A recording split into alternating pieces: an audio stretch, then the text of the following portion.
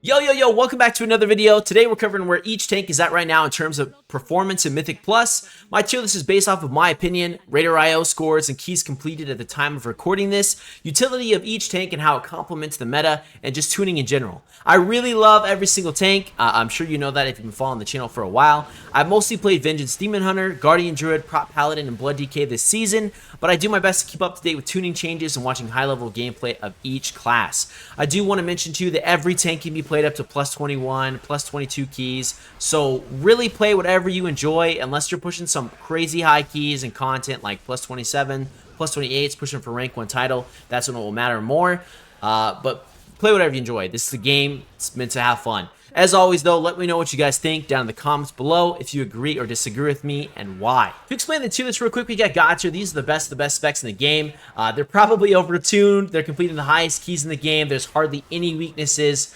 Probably not healthy for the longevity of the game in terms of balancing and tuning in high-end capacity. S is very good. I think this is a healthy spot for the game. They're just the best of the best right now.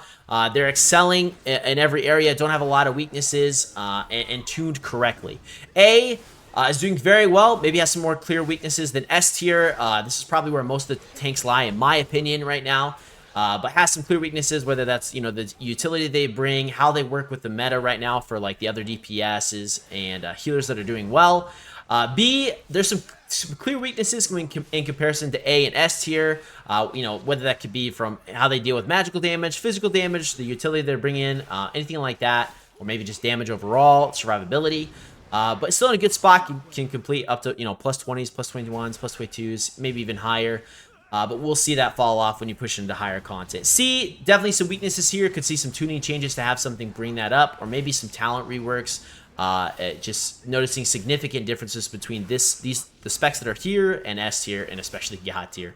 The trash is absolutely awful. They need to do something different. It's basically unplayable at just a normal capacity, even that's, you know, at a plus 15 to plus 20 range. It's very hard to play them and execute them well and to complete the key. There's no specializations here. Thank God. To kick things off, we're going to go with Blood DK. We're going to put high 8 here. They're doing really freaking well. In terms of the top people playing this specialization in a high-end capacity Mythic Plus, they're sitting somewhere between 3450 and 3580 rating, which is really good.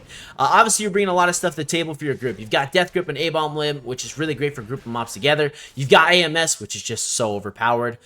Death's Advance, which is great for knockbacks, which there's a lot of this season. You've got AMZ for your group. Battle Res and Death Strike for self-healing, which is just so much fun to use. Oh my gosh. Not to mention, they've also had their damage buff 3 separate times over the last few months, which is just insane. Blood DK had 2 weaknesses, really, that was clear. I still think they're dealing with one, but one of the weaknesses with damage, that's no longer a thing. Their damage is doing really well, especially in terms of other tanks if you're in comparison, which I love, but also the physical damage. They're still struggling with that, but I think with your self-healing and if played well, you can do very well. Obviously, Blood DK is very good against magic damage with AMS. It's just insane. A good example of this is Ice Dragons and Halls of Infusion. You know that big hall when you're dealing with multiple of them. Towards the end, right before the 3rd boss, I believe. If you're not skipping, you don't have a Shadow Priest, and you're pulling that stuff, especially on fortified weeks, it is very good. Yeah, I think DK handles it so freaking well, especially with AMS, dealing with that basically every time you can. During those breaths, which is just amazing. Another example too is Underrot, the 3rd boss with the shrooms. AMS, usually you can literally walk through the mushrooms to deal, so your group doesn't get hit by them. And if you're like me and you pug all the time, Blood DK is so good for pugging. It's absolutely incredible. People are missing those shrooms like crazy on that boss, and you can literally, I can almost deal with all the shrooms by myself with AMS and the shockwave that you have. It's crazy. Death Grip is amazing. Makes rooting and pulling certain groups together so much easier. Plus, you basically have 3 taunts with Death Grip and your regular taunt, and then you can also use it to interrupt for certain mobs, which is really nice. It's very easy to pick up Blood DK and have fun with. I think high A tier is a very accurate representation of how the spec is doing right now. So for those Blood DK mains out there, this is a great time to play it, for sure. Next up, let's do Vengeance Demon Hunter. Vengeance Demon Hunter is going in S tier, for sure. They're doing really freaking well. They're not being talked about as much right now because, you know, obviously we all know Guardian's insane, which we'll talk about here in just a sec. But Vengeance is doing very well. Obviously, you bring Chaos Brand for increased magical damage, which is really good against with the meta right now. Single target stun, you've got 2 AoE stuns with Chaos Nova and Sigil of Misery. You have quick CC for Incorporeals with Imprison. You got good survivability with Self-Healing, Darkness, and Blur. It's absolutely incredible. Average IO for like the top specialization or for the spec in the game is like around 3,600, which is insane. That's very high. It's definitely higher than a few of these other specializations by quite a bit. They're in a really good spot right now. I think that Vengeance Demon Hunter doesn't have a lot of weaknesses, but everything that it does, Bear just does it better, which we'll talk about here in just a sec. It's definitely the second best tank in the game. Again, you've got great damage, you got great self-healing, you've got good utility for the group, and you have Sigil of Silence, which is so nice for grouping mobs together or mass interrupting certain groups. It can make certain pulls very easy or much easier, especially on fortified weeks if you're pushing keys. I think it is harder to pick up than a lot of other tanks, in my opinion, unless you're playing more of a defensive build. But if you can pick it up and you learn it well, I mean, it is insane right now, guys, and it's very, very fun. It does really good against magical damage, obviously. Decent with melee or physical damage, but not as good as Bear DK or Bear Guardian Druid. And it's very, very fun with a tier set. Feels like a mini game you're playing while you're playing it, so very interactive.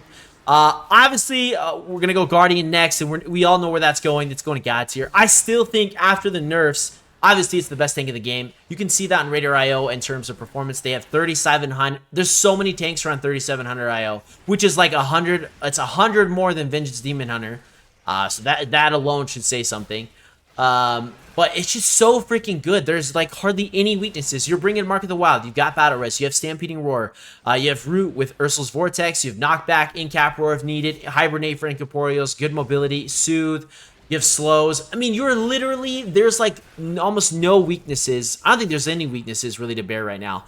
It is performing so well. Still the best tank in the game right now. Survivability is nuts. Self-healing is absolutely crazy. Off-healing is great for your group too, which I felt like beforehand it was just Holy Paladin or Prot Paladin that really did that well, but now it's Guardian Druid. Their off-healing is crazy. With this season's Mythic Plus dungeons being physical damage heavy, I think Bear handles it physical damage so freaking well. They do good against magical damage now. They are very easy to pick up and play, which is probably part of the reason why we see them, why so many people are playing them right now. They're a fun specialization to play. A lot of people find them boring because they don't have a lot of interactiveness compared to some of these other tanks like Blood DK or Vengeance Demon Hunter, but they are really fun in my opinion. And they're just doing really good damage. Great survivability, really good damage, and easy to pick up. So there's definitely gods here. I personally hope that they get nerfed. Just slightly. I still want them to be very viable. I love Guardian Druid. I've played it off and on for many, many years. I've been playing it right now, as you guys have seen on stream if you're watching. But I would like it to be around these other tanks. I just think it's still significantly higher than the other ones. Next up, let's go Prot Warrior. Prot Warrior, I'm going to put next to Blood DK. I think they're doing really good in terms of IO. They're performing about the same, actually. I think Blood DK beats them out in top keys completed just by a little bit. But you're bringing Battle Shout, which is great for physical damage groups if you want to bring that in your comp. You have Incapacitating Shout, Stormbolt, Rallying Cry. You have Defensive Stance for incoming damage and Spell Reflect, and you can switch back to Attack Stance for more damage. It's really good. I mean, like, it's also been buffed multiple times with the survivability. It was already really good, but these other tanks are just doing so freaking insane that Prot just got left behind. But it's been buffed multiple times, guys. If you haven't been watching the tuning changes, it's in a very good spot. We saw them in the great push by Echo. They timed it plus 30 in Netharian's Lair, which was a world record just in general. And they did it with Prot freaking Warrior. If that doesn't show how good this specialization can be, then I don't know what will. It's very good for the certain key, especially in Netharian's Lair. Has niche survivability because of Spell Reflect.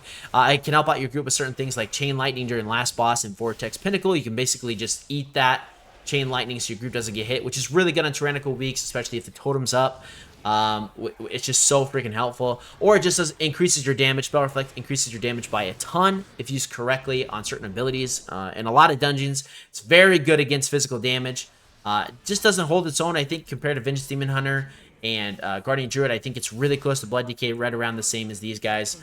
But I just don't think it holds its own in terms of survivability, self-healing, especially if these two specializations are played well. But I think it's doing very good, belongs in A tier without a doubt. Prot Paladin, I'm going to do next. I'm actually going to put it below Prot Warrior and Blood DK. I'm doing this for a few different reasons, which I'll explain here in just a second. But in terms of IO, top IO, all 4 of these specializations are beating out Prot Paladins right now, and the top keys completed. You can check that on Raider IO yourself. You obviously bring a ton of utility. You've got Blessing of Protection, you got Battle Res, you got Blessing of Sacrifice, you've got good survivability with self-healing and off-healing for the group. You have Bubble for that, just so helpful in so many different scenarios, and you got Lay on Hand. Sometimes it feels like when you're going through keys and you're dealing with tough pack after tough pack, you don't have any of your cooldowns. You're kind of playing around that. You're waiting till you have them back in comparison to a lot of these other tanks that can just go, go, go. Prot Paladin, it feels much more reliant on those cooldowns. It's still doing really good. Overall, even after a few of the nerfs, does decent with both magic and physical damage, but doesn't really excel with either one in comparison to Vengeance Demon Hunter or Guardian Druid. I know I keep comparing those, but those 2 tanks are just performing so freaking good. I think it's also a big factor why it's an A tier and not higher up for me, is because of Holy Paladin and Ret Paladin being so good. It'd make more sense to run a different tank that brings, maybe Battle Shout, Mark of the Wild, or has some kind of different utility than just another Paladin. Not saying that the utility is bad. I think the utility that this tank brings is fantastic. It's really freaking good. It's very valuable, and I still think Prot Paladin is one of the best pug tanks out there by far. I think the 2 best pug tanks in the game right now are Blood DK and Prot Paladin, and I think it's been that way for a long time, especially if you know what you're doing. But this is very good. You can make up for a lot of mistakes that your team makes, especially if you're pugging. I think it's a very good tank and very fun. And it's easy to pick up overall. Although I think it has a high skill ceiling, one of the highest in the game, I think it is easy to pick up, but definitely belongs in A tier still. Brewmaster Monk is our last tank. I am going to put in B tier. High B tier to low A, okay? So it's doing really freaking well, and for your Brewmaster Monks out there, I'm not trying to diss the specialization. You can still push some really high keys. You can look on Raider IO. In terms of top IO right now, they're sitting somewhere between 3,300 to 3,500, which is much lower than these other specializations, especially these 2. But it's even lower than Prot Paladin here, which I have in the lowest of A tier. I think there's a few reasons for that, which I'll get into in just a second. But they're still really good. You're bringing Mystic Touch to increase physical damage for your group. You have Leg Sweep for AoE stun. You have Ring of Peace, Paralysis for certain mobs or incorporeal.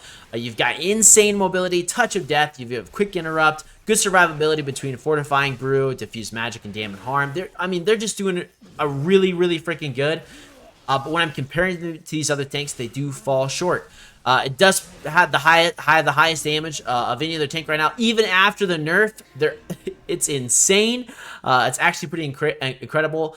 But I think why we're seeing that their IO isn't higher, I think it's not because they're not doing well. I think it is because it is the least played, Monk just in general is the least played class in the game, and it is the least played tank in the game. So I think it's hard to accurately pinpoint how good it is until it's actually insane, whether that's their damage, utility, or how well it's complementing other comp of the meta right now. And with this range comp being the meta at the moment and physical damage being not so much, I think that plays into where it lands right here for me.